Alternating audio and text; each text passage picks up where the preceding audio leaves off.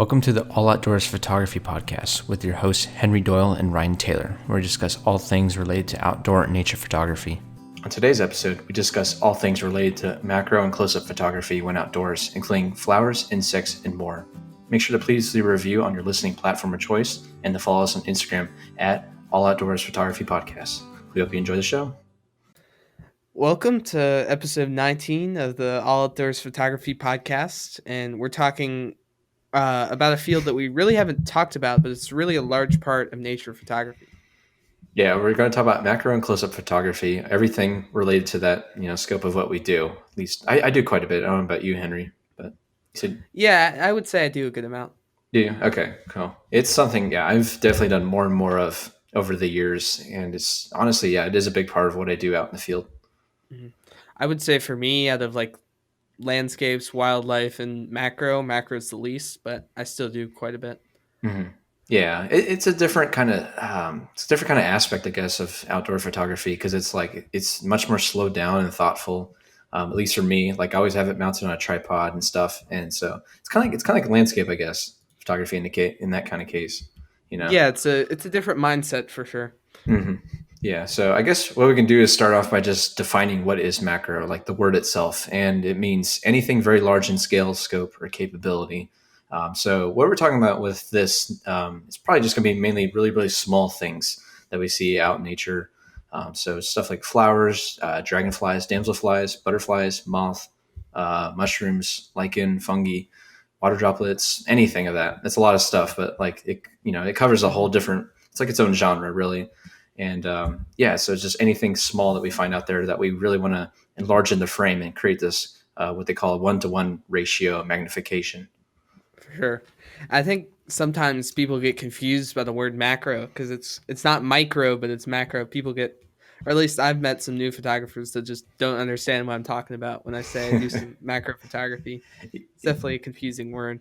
Yeah, they see it and I think it might be like a typo or something, or it's just it's like, what does that mean? And basically what we're saying is that macro it's anything small, but we're going to enlarge it inside the frame of the photograph. And it's not really technically an enlargement, but it's just making it look bigger to our eyes.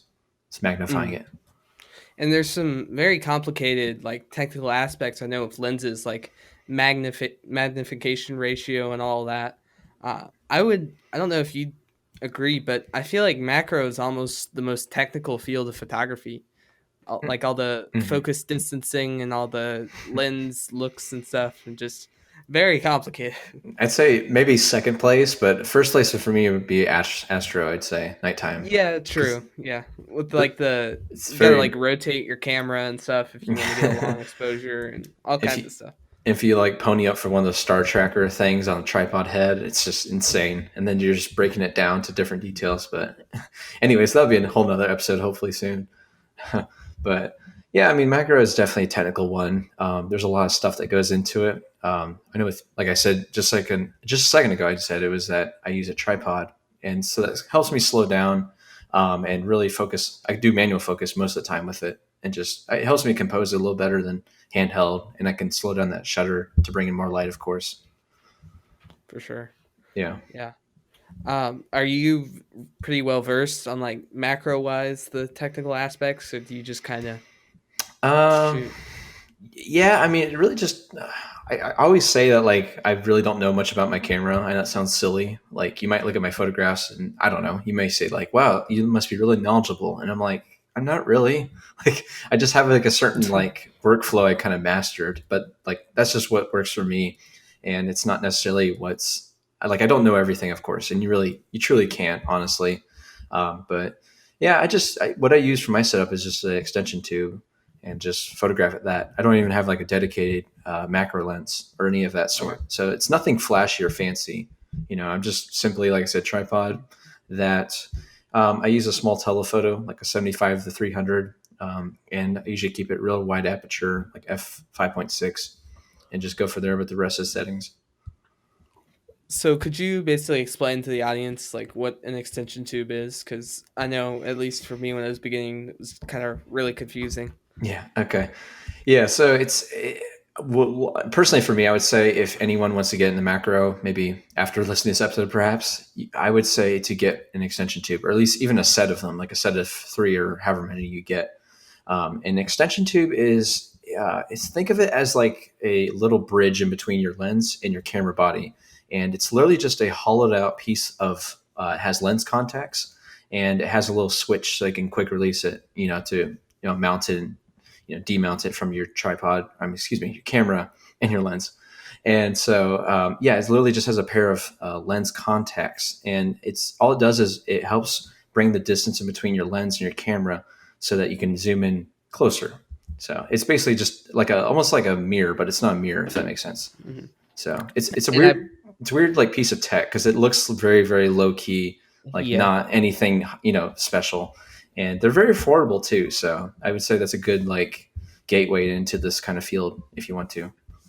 and there's definitely different types you can get too. Like you mentioned the contacts. Isn't that for the autofocus so you can maintain that with the extension tubes? Yeah, I believe it's for, I don't know everything like I said, but like I believe it's just for so the lens and the camera can still register and read each other because like You like the exposure and stuff yeah, as well. yeah. When I say like a bridge, that what I mean is like it's electronically speaking, bridging those two so they still work. But it like adds that extra, I guess, aspect so you can still zoom in closer than you normally could comfortably. Hmm. For sure. And you can also get like super cheap extension tubes. I've never owned some, but I've been looking for them. You can get super cheap ones where it's literally just a tube, like literally Hmm. just a piece of plastic that mounts to the lens and then, uh, just extends it. But I would definitely suggest like the ones you're talking about, Ryan, with especially even if it doesn't have autofocus, I think definitely the live view like exposure registry is pretty essential. Hmm. Yeah, and I would honestly say you could get a third party set of them or just one tube, and that would work just fine. I Hmm. actually personally I use a Canon 25 millimeter, which we can touch upon the focal length thing issue in a second. But yeah, I mean you don't even have to get OEM, I don't believe, because like I said, it's nothing really special or flashy. I mean, it's not a lens, it's not a camera body. It's just kind of something that's fulfilling the role in between those two, if that makes sense. Yeah, I really don't understand the focal length thing, so I would definitely I honestly, maybe I should have done my research before this episode, but like I don't either. But I just know the 25 millimeter, I believe, can bring it in closer, if that makes sense. I believe that's the only so, real like thing with that. so like the longer you go, the Yeah, the more physically closer you can get to your subject. okay. So it's slightly different than like a lens focal length, I guess. Yeah, I guess. I guess so. Yeah, but like, there's different types of them. Like, I know Canon also has a 12 millimeter that works the same way. Honestly, these are more comparable to like something like a teleconverter because it kind of fulfills that same. It's in between physically between the lens and the camera, but it's kind of doing the opposite. Instead of zooming out Yeah. farther, you're actually Mhm. pulling in tighter and closer. So have you heard of the flipping over the lens method? No, I don't think so. What's that? So this is like a super budget thing you can do if you can't even like afford extension tubes. You can order this. It literally attaches like the front thread of your lens, like where you put a filter. It attaches that to the sensor or to the mount, and then the back is extending out, and it actually still works, and it completely changes the focal length. I watched a video. It was like the 50 millimeter became like a 200 millimeter like macro lens or something. It was crazy. Huh. So that's another technique used by people, and that doesn't. It gives kind of a weird look, but some macro photographers like that. So I would also consider checking that out as well. That's very strange. So it mounts on the front of the lens. Is that what you said? Mhm. Yeah, so like where you would attach a filter, you're actually mounting that to the camera. But it's Super like, strange, but yeah. yeah, but it's like the same size as like a regular extension tube, or is it like filter size? That's just strange to me. Uh, well, it basically extends it. So like you attach to the filter and then it extends out so it can fit on your camera mount. Okay. So you buy it Huh. for your basic filter sizes. That's so strange. I never heard of such a thing. I don't know why. Like, I Maybe I'll do guess, that for like a video or something. That could be a good idea. Just yeah. do like a little challenge for yourself and like walk Uh-huh. around a park or something and see what we can come up with that. Yeah. Yeah. And I mean, that's I mean, with macro, it's just so crazy how many weird techniques people use to get these images. It's crazy. No people use this two same like setups for their macro. Oh yeah, yeah, definitely. But yeah, these extension tubes are nice because it's like there's like I said, they're really inexpensive too because there's no sets of like optics in them besides the magnification that you choose. So I think the one I have, the 25 millimeter, is like 125 bucks. It's very affordable, and it comes like a little carry pouch too. But I use it so much now. I feel spoiled by it that like honestly I don't feel the need to really get a dedicated macro lens, at least just yet. But I feel like the Mhm. only reason to really get one of those is the faster lens, I guess. So the wider f-stop. Yeah. Would so on that like 75 or 300, for example, are you always out at 300 or more like 100, or where do you usually? It's well the kind of the general kind of grace period, I guess, of using that zoom is that you can kind of choose it more. So I can zoom in. Yeah, I've done like all over across the board really with that lens. Okay.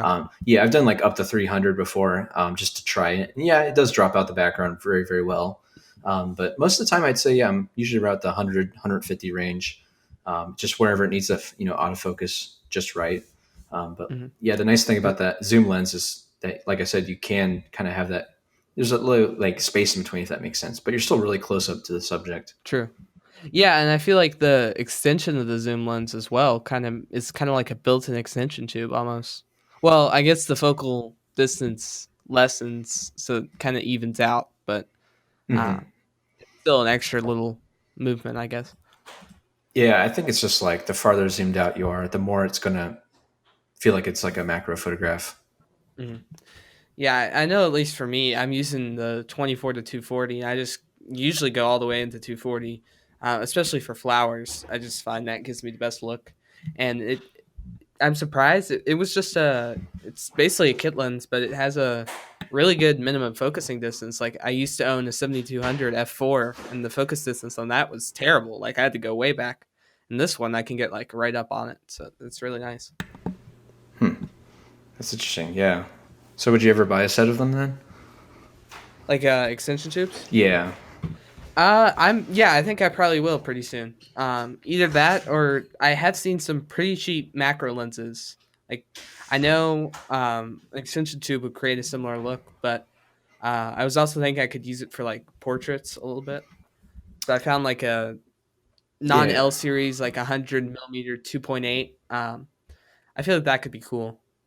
Hmm. Yeah, I've actually. It's funny. We could talk about that maybe later on in the episode, but you can technically use it for whatever. Like you can use it as like a, let's say, a traditional lens, and it creates some weird effects. I really can't think of an example I have, but like I've just tried a few like test shots, and it creates some weird kind of effects.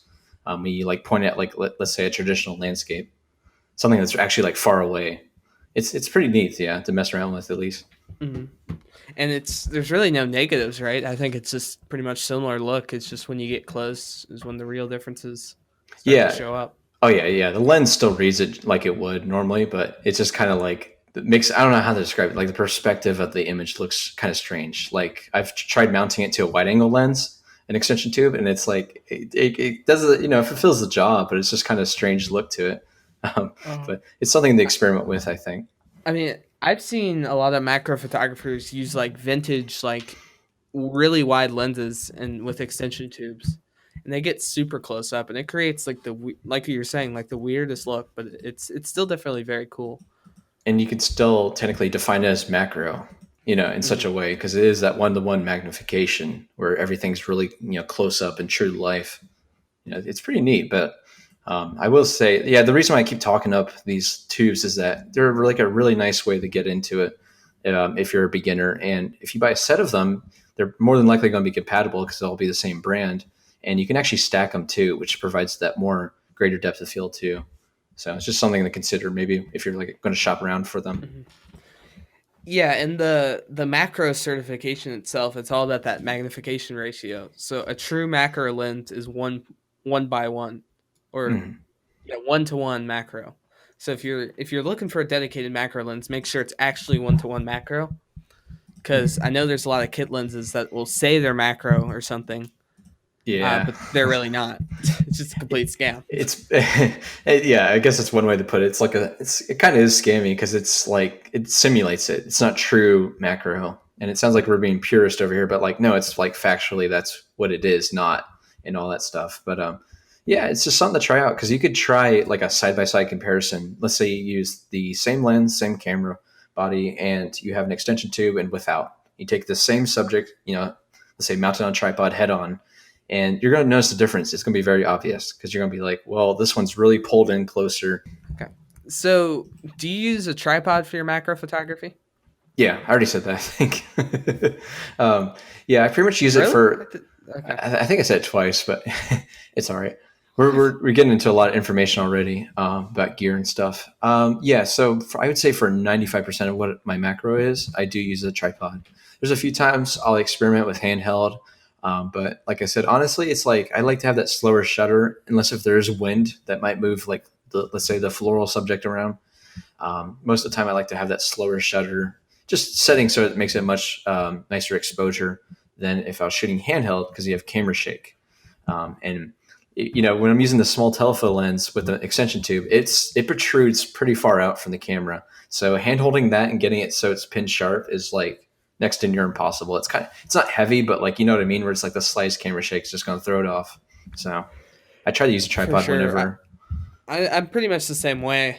One thing you mentioned is kind of the longer shutter speeds on the tripod. You do have to be careful though, because when you're shooting that small of a subject, a major problem could be wind. So Yeah. there's even a tiny bit of wind.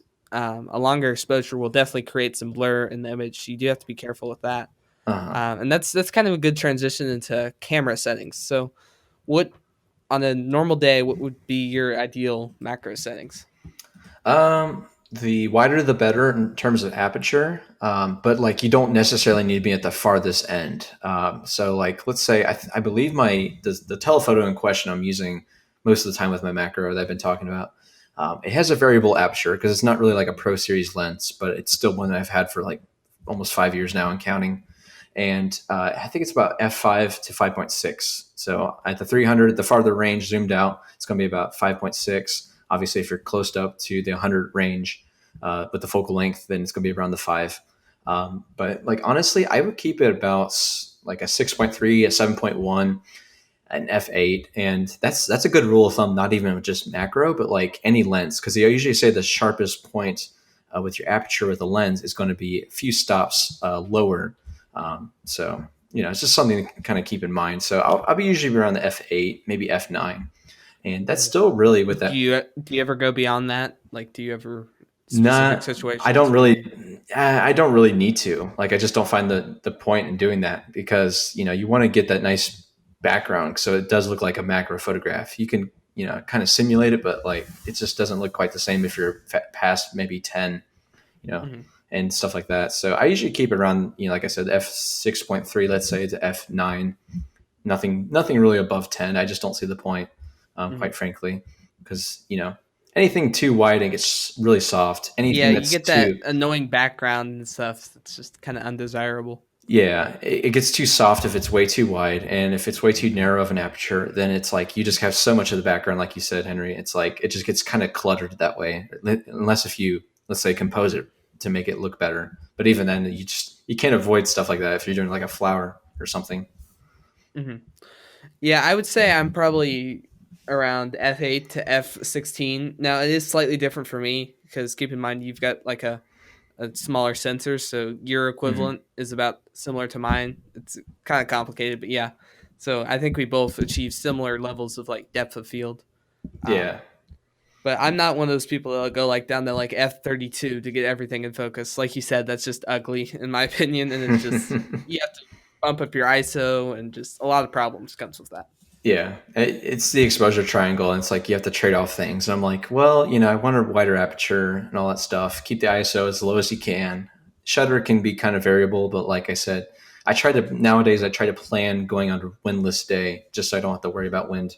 Even the slightest breeze, like you said, would just throw the smallest little flower or something off. It's bound to happen that way. Hmm. I mean, with I know like with like birds, you probably have like a certain ISO level you won't tolerate. Is there like one with flowers that you won't go above? Like say on a windy day, for example. Um, Probably. Well, with my camera, it's a Canon 80D. I would say about 800 is my max. That's my max because you know how like DSLRs, I believe all of them have it. You can set where your max ISO is. I'm not sure if yours had that. Are you talking like minimum or maximum? The maximum.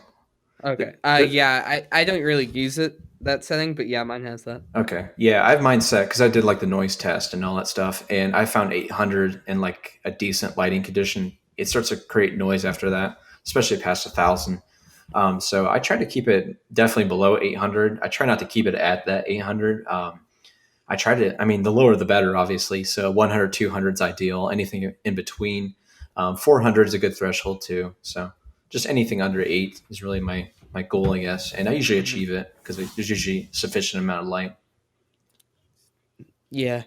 I my camera is pretty well known for its like low light, so I can go up to like 6400 and still get good results. You're full But frame.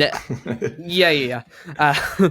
But I'm never up that high really. I'm probably similar to you. I like to when I'm doing macro, I like to do it on like a nice sunny day, because I like looking for like spots of light to like on flowers, like to really highlight that and really darken the background and emphasize the subject.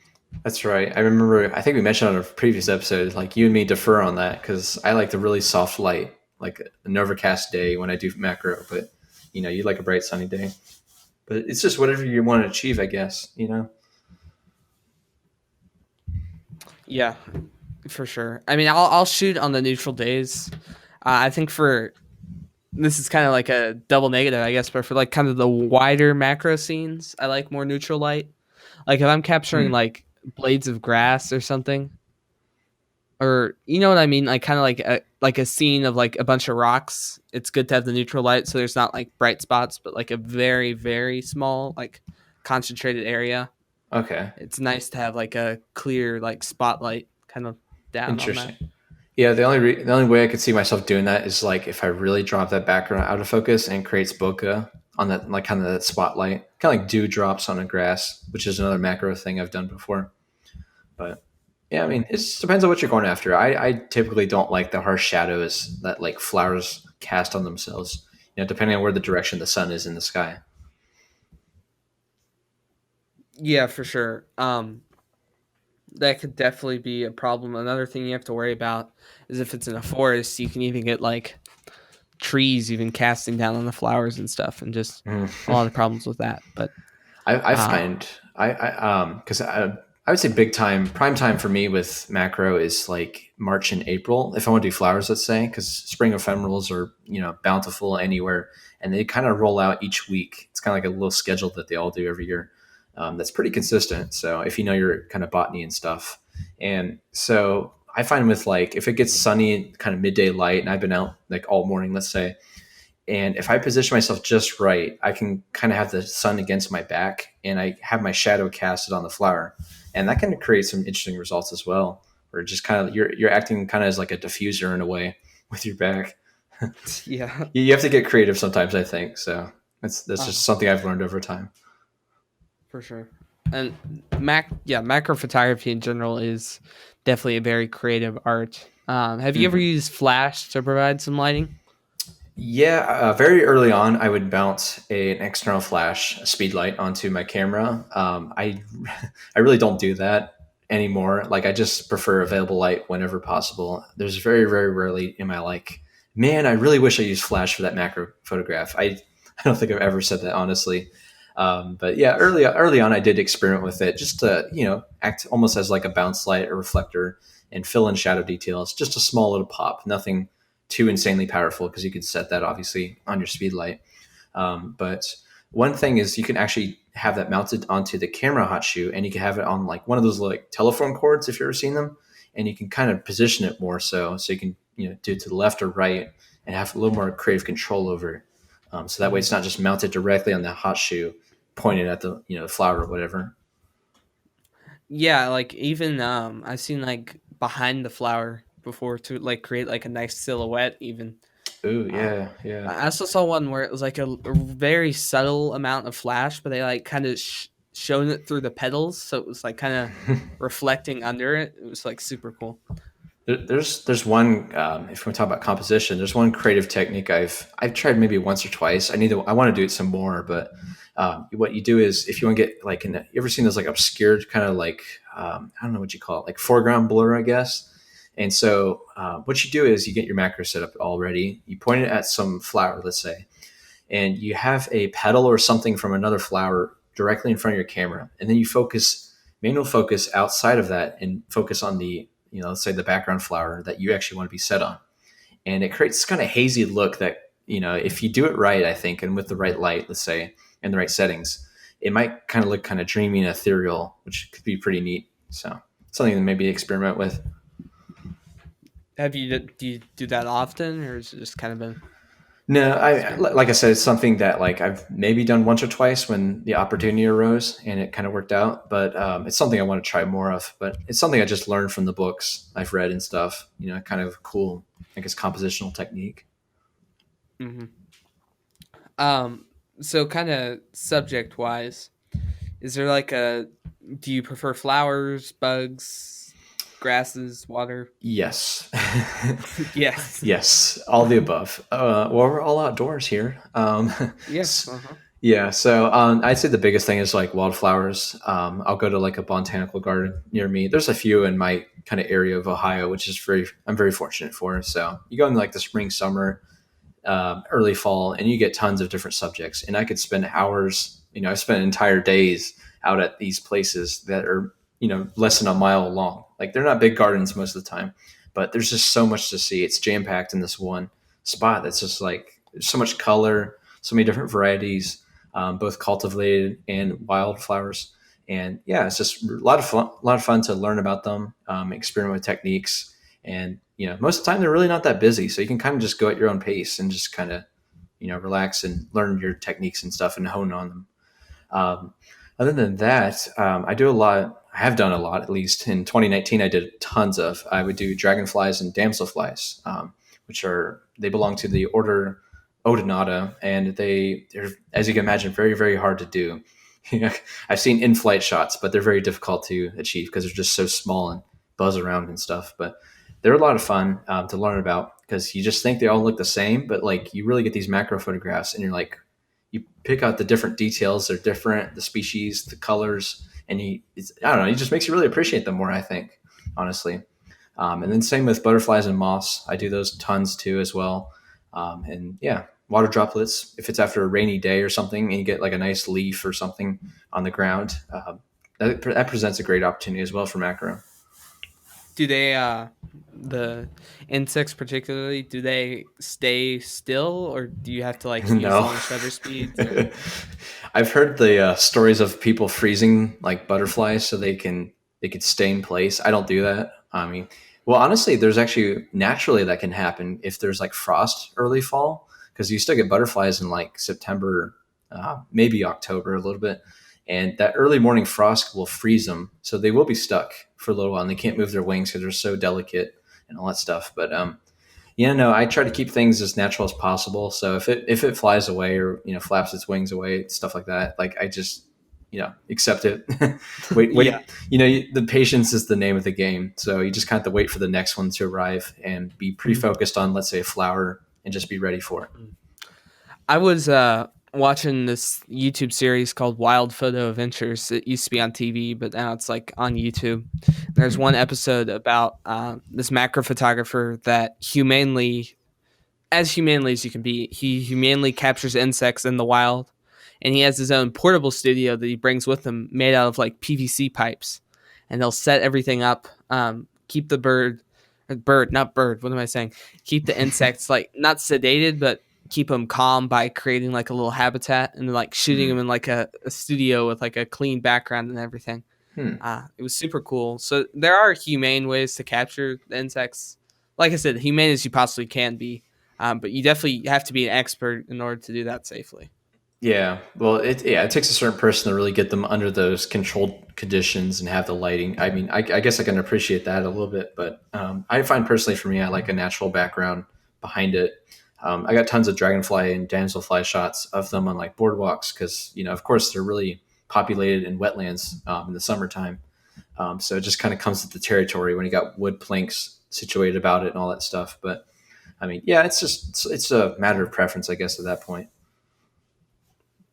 Yeah, I mean, it all yeah, like you said, all comes down to preference. Have you ever tried any? I don't know, maybe non-living subjects, but have you ever tried any in studio macro? Uh, maybe yeah. I mean, like non-nature stuff. Like Uh now it's all indoors photography. huh. Yeah, just stuff I done early on when I was doing classes and you have assignments and stuff. Nothing too crazy, I don't think. But there's so much out in nature, For sure. like to like small stuff to photograph, especially insects and flowers and everything else in between. That like you can never get bored. Like I could in theory do macro my entire life, and there's macro photographers that are dedicated to that kind of mission, and because Hmm. there's so much to I could do see. macro. I could do macro in my backyard for my entire life. I mean, I don't. It's not that big, but there's Oh yeah, flowers, grass, trees. and people may be thinking like, what is a boring old suburban lawn? What do the like the grass blades have to do? Well, I'm like, well, wait for a really dewy morning and then photograph the water droplets on them. Like I've done that, and it's great. You get some great photographs from that. Plant a garden, you get flowers. Um, you get dragonflies, damselflies. If you get like one of those like artificial ponds, if you dug out one of those, and then moths. Like shoot, I got so many moth photographs in like late summer. Those really humid summer nights, and about at the porch light, and you just see these guys on my wall or whatever, and I just photograph them as they are. So there's tons of opportunities. Yeah. So I mean, you don't have to go far. I think we touched on this last episode, but everyone really kind of starts as kind of an abstract macro kind of photographer, just kind of photographing the tiny details around their house and stuff. Hmm. Yeah, Yeah. there's Yeah. there's a lot out your front door for sure. And like I find with macro, it's like it's kind of more on the artful side most of the time. You can do something that's very plainly, documentative, like I said before, but something about macro, it just really opens up these creative possibilities that you don't get without just photographing something straight on without that perspective. I think it's really the almost the depth of field that makes it part of the reason it makes it so interesting because that is so shallow. Really, as no Hmm. matter what aperture you're shooting at, pretty much. I mean, obviously, if you go up to like f22, it won't be shallow, but like f11, even you get that you can like almost see the lines of the focus. You know, what I'm talking about like the Hmm. distinct like planes of focus. It's really cool. Yeah. And as well, just humans can't see like that. I mean, that's just not how our eyes are designed. So it's just a whole different It's almost perspective. like, yeah, it's almost like you're seeing through like a bug's perspective, I guess, like a fly or something. So it kind of has this Mhm. weird. It has this weird look. I don't know. Yeah, I don't know how else to describe it. It just looks ethereal. Like this is the word I Mhm. come back to. I think it's very dreamy. I mean, when you see those like spectacular like macro photographers who like go in on like a insect's eye or something, like they fill the frame with that. It's Oh, just like simply jeez. marvelous. Like that's just something you'll never see with your own eye, like not even close. Yeah, my photographs of the macro don't even like compare to that stuff. It's just insane how many probably shots they have to focus stack and just the amount. Yeah, I think the macro thing, the beauty of it's like the amount of detail because you're getting so close. You just see much more detail than you normally would, like you said with the human eye and such. I mean, no matter how many megapixels your camera is, you still can, like you said, capture an insane amount of detail. Like it's crazy, Hmm. crazy, crazy. That's I think that's the main Um, reason why we do it. yeah, and obviously, you and I we split our focus, so we're not all macro. So I'm sure if that's all we did, we'd be, you know, I'd be occupied, but like I don't know yeah, if I want to do it all the time. uh, yeah, for sure. Yeah, But I definitely include it in the nature photography category for sure. It's oh just as definitely. important as birds or landscapes. It's Hmm. definitely special place in there for me. So. Yeah, definitely. Yeah, and obviously macro doesn't have to be nature, but like we're saying, it's a big part of I think of nature photography. Whether you do it or not doesn't matter. For sure. Yeah. I will say, going back to, I guess, gear a little bit in settings, you can, if you want to, simulate the look of macro. It's not going to be true, like we said, one to one, the ratio, but like it's going to simulate it a little bit. And I tried this early on before I had an extension to, just a little list of settings, I guess, I got from some kind of online course I was taking a couple years back. And like I said, don't follow these verbatim, but like maybe try this as a rule of thumb with your camera in front of you right now. Let's say, so put on some kind of lens of choice. It really doesn't matter, I don't think. Shoot handheld, going, I believe with Canon it's TV mode, so that'd be shutter priority. I'm not sure about what Nikon is or anyone else, but yeah, whatever your shutter priority is called. And then kind of go through a rule of thumb of 280th of a second, f6.3, and then or up to f11 depends, and then ISO 200. Just kind of use this as like a guideline to start with, and then just focus on a flower or something and see what happens. And then yeah, it'll create that look at least. It's not gonna be very very. It's gonna be close, but not really. But it's something to try at least. Yeah. I think it really comes down to angle as well. Like even if you don't have good gear, it really matters what angle you're getting at. So if you're standing at your natural height and shooting down at the flower, that's just not going to look good. You have to get down, like down on your knees and like shoot at the flower. You know what I mean? It's Yeah. definitely Oh yeah. depends on Yeah. perspective. And yeah, that's a whole nother topic, really, is the perspective you're at. I find with a lot of flowers, Uh-huh. I like to, my classic, like, I guess, look, it's kind of come like I don't know, a meme or something between myself, I guess, is, I don't know what to call it, a quirk, like, but a creative aspect of what I do. So what I do is I have it, like I said, a tripod, and then I literally have it, I might have to extend the height so that it gets that distance just right with my gear and everything, but I like to point it straight down at like a flower, especially if it has like a nice face on it. So like a cone flower or something, like a dahlia flower or something. And so what you do is you just got to get this nice overview of it, nice face down, top down, I guess, and fills the frame, of course, since it's macro. And then I like to crop those to 1x1 square crops, and it makes it. I made a lot of images. Let's say my portfolio of flowers that way, and I like that look. But yeah, I guess going with perspective, you can do even like at the side of it, so it shows like a profile view. I like to do that a lot. But yeah, getting down, kneeling down low, getting on its perspective of whatever it is you're photographing is it's a great kind of rule of mind, I would say. Yeah, for sure. Um, have you ever tried like the under the flower perspective? Yeah, I don't think with macro. I think I did it with like a wide angle look because it's kind of hard to do that. I would think, I unless if it's I like a tall tried a couple. flower. Yeah, I tried a couple with like 24 millimeters. It was not postable, I would say, not like Instagram postable, but it wasn't horrible. It was definitely interesting. It's definitely thought provoking. Yeah, it wasn't like downright terrible. I'd imagine it'd be interesting though, because depending on how your lighting situation is, I bet it'd be deep in shadow, and you tried to like expose for it, but it might be kind of silhouetted. Is that right? Yeah, the one I when I did it, it was kind of a cloudy day, so it wasn't horrible. But yeah, there's still definitely some kind of a silhouette, kind Hmm. of a reverse silhouette almost, because the flower is kind of bright because the sun, and then the like hitting the leaves because most petals are not actually fully solid. Like Oh no, yeah, they're not. yeah, so there's kind of some light poking through. So it was interesting. Definitely not good, but still not horrible. Yeah, I guess the nice thing is those flowers aren't going anywhere like anytime soon, like in the same day most of the time. So it's like you can take your time and experiment with that kind of those more creative, angles and such. Uh-huh.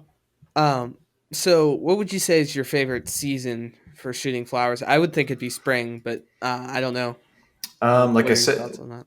yeah, like I said, early spring definitely because the ephemerals are so. I was just saying that flowers last a while, but like ephemerals they can stay around a while, but it feels like they just go so quick because there's so many to see within a short amount of time. So you really have to be kind of like quick on your feet to see them all, I guess, if that makes sense. Um, even though they don't move really. But yeah, I would say early spring. Summer is a good time just to see a variety of different classic, annuals and perennials, depending on what you're looking for. But I would say if you want to see the most color, go to a really nice big prairie or meadow, in midsummer, and you'll see tons of different varieties. Yeah, for sure. Any kind of winter flowers?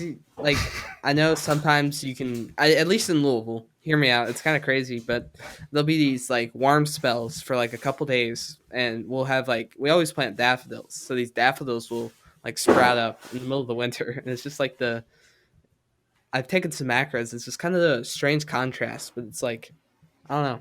Really? Ever done any of that? Daffodils in the winter? No. It's crazy. Louisville's got weird weather. Is it something about down south now? It's What do you probably the guys climate think this change, do? to be honest. That's true. Yeah, it throws these kind of plants and stuff. Throws them for a loop. Really. I know with the you ever heard of skunk cabbage? No, I have not. Okay, it's a weird name for like a weird plant that it, like grows in wetlands and stuff, and it comes out very early in spring, late summer. Not excuse me, not late summer, late winter. So like early March, even sometimes late February. But like this year, 2020, it like came out in January because of the warmer weather, and it was freaky because it grows right around the snow and stuff, and warms itself up. It's a weird plant. Yeah. It looks almost alien too. So I've taken many macro photographs of it, but it's a cool plant. So I guess that's kind of Would you include Yeah. that as winter? Yeah, I think I know what you're talking about now. Okay. Have you ever tried like moss macro photography? That can be pretty interesting. Moss, yeah, probably in like a standard perspective, not macro. But I know I have taken images of that. But Yeah, if you get like on like a level plane with the moss, it can be really cool, especially like with like moisture or mm, like snow. you jogged my memory. Yeah, there's one. I don't know I'm not well versed in my moss, but there's one that's called carpet moss, and it grows. I've seen on like dead tree stumps where it's like nice and flat. So you get down to eye level, and it does kind of look like it's raising out of the ground, sort of. Same idea, at least. Yeah, for sure. Hmm. Would you say you have like an all-time favorite flower? Uh, Coneflowers and zinnias, probably. Those are always there's quite a few varieties of both of them, different colors, and they usually like to stick around for a good portion of the year too. Yeah, coneflowers are very beautiful. I've seen some on your Instagram. You've got some great pictures of those. Thanks. Sure. Yeah, unfortunately, they're Uh, quite abundant around here, so you just kind of end up seeing them like everywhere. Gardens, like I said, prairies, a little bit everywhere. mhm. For me, I'd say this is probably out of pure nostalgia, but it would be crocuses. One of my first shots I was kind of proud of was a crocus shot. Nowadays, it's terrible, but you know how that goes. But it was one of the first shots I'm proud of, and I still photograph them to this day. You know what I'm talking about, crocuses? No, I do not. They're kind of the early spring flower. They're very small, very colorful.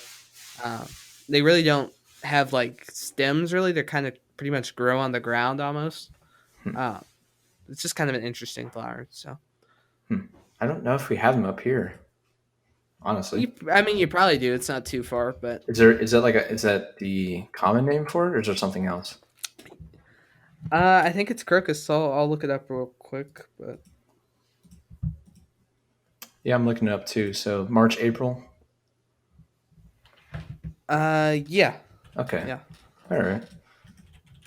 Yeah, it kind of looks like something similar to a daffodil or something. uh-huh. Yeah, and see how they're kind of. I mean, they have stems obviously, but they're very low to the ground. Hmm. Yeah, there's lots of images of them like in winter snow and stuff too. Go ahead. So the crocus flowers in particular, they have kind of a cool gradient to their colors. So it kind of almost looks like you're blowing out the highlights on some parts, but you're really not. So that kind of provides an interesting look to it. Hmm. And it's neat because yeah, like with most flowers, they start out white, pure white most of the time. Depends on the species, I guess. Not all of them are Mhm. the same, but then they get this fuller color as they kind of develop and kind of like their life cycle. So I'm seeing ones with like in this example, I'm seeing ones where it's like almost pure white, then it gets to like the purple magenta streaks across the petals, and then there's ones where it's just like entirely just purple or some kind of like lavender color. So are there any other additional techniques you use for macro? Uh, there's one I've been using more recently. It's called focus stacking. It's more of a technical term for compiling multiple images, but they're kind of all focused on a different point within whatever scene you're looking at. So in macro's case, it actually provides a really deeper depth of field than you would otherwise with just one shot. So that's something I've been trying out a little bit more. It's something you need specialized software for, like your typical Lightroom, or I don't believe so, or typical like photo editor can't do it on its own, and you need like some kind of specialized software to compile those images together and complete your final photograph, I guess, in that case. Yeah. So are you kind of a manual focus stacker, or does that do all the? In the field, yeah, I think it's probably almost like something of a requirement to manual focus with focus stacking, because you really can't do it like autofocus, if that makes sense, because the whole it kind of defeat. I actually, Really, I mean, I actually use autofocus. Well, I don't do a lot for macro, but for landscapes, you can just put the focus point okay, on yeah, okay, that's places. fair. Well, with something, let's just say with this example, since something is what we're photographing is so small, you have to use that finer detail of like the fine tuning of the manual focus to get it just right, And plus, you'd want to anyways, because like I'm pretty sure for most of us, we use manual for most of our photography, so you kind of have to do it for that creative control. But yeah, I mean, like I would use manual focus in the field, and then on the computer, like I said, with the software, it kind of just you could throw all the raw files or whatever JPEGs, I guess, and it it kind of just sandwiches them all together for you, and then you can fine tune the adjustments, just basic adjustment sliders from there. But yeah, it does all the work for you, which is really really Mhm. nice. Automates it pretty much. Yeah. One thing I will say with that, and it's nice you have the ability to adjust. I did a focus stack on this like beautiful. I believe it was goldenrod. No, not goldenrod, but maybe cone flowers. These beautiful flowers, and I did like a focus stack. And unfortunately, there's some wind, so there's some ghosting, and that can definitely be a problem with focus stacking. That's because when you try to blend the images, the flowers may have moved slightly between the exposures because of the wind.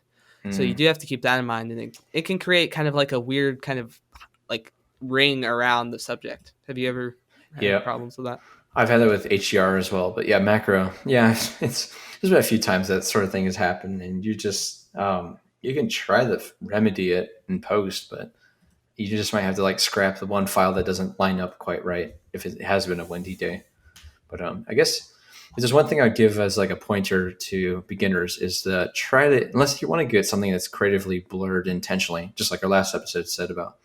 Unless you want that, go ahead. But like, if you want a tack sharp photo of a flower or something, go out on a very windless day.